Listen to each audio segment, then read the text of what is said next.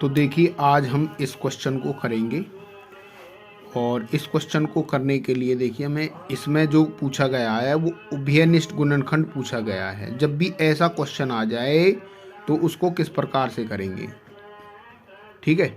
यह सवाल उभयनिष्ठ गुणनखंड यानी HCF निकालने पर आधारित है।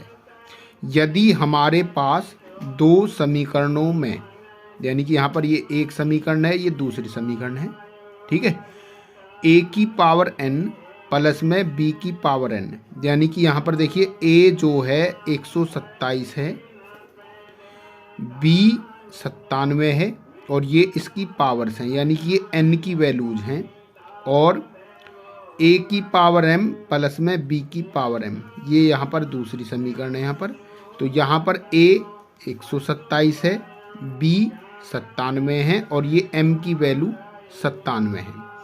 हो तो इनका उभयनिष्ठ गुणनखंड यानी कि HCF हमेशा a प्लस b होगा जब a और b अभाज्य संख्या हो, यानी कि जब a और b अभाज्य संख्या हो। ये बात हमें ध्यान रखनी है। यहाँ पर देखिए, अब इसको करने के लिए देखिए, हेयर a 127 है, b 97 है, दोनों अभाज्य संख्याएं हैं, तो इसलिए उभयनिष्ठ गुणनखंड a प्लस b, नहीं a की वैल्यू 127 है और b की वैल्यू 97 है, तो यानी कि 224 इसका सही उत्तर होगा, यानी कि डी ऑप्शन, ठीक है।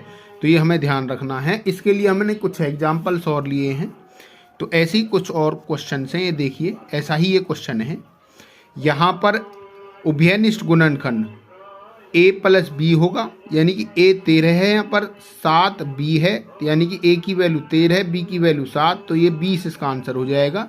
इसी तरीके से एक और एग्जाम्पल है यहाँ पर, इसका भी उभयनिष्ठ गुणनखंड क्या होगा, a प्लस b होगा, यानी a की वैल्यू 19 है, b की वैल्यू 11 है, यानी कि इसका आंसर 30 होगा। तो इस तरह से हम इस क्वेश्चन को कर सकते हैं।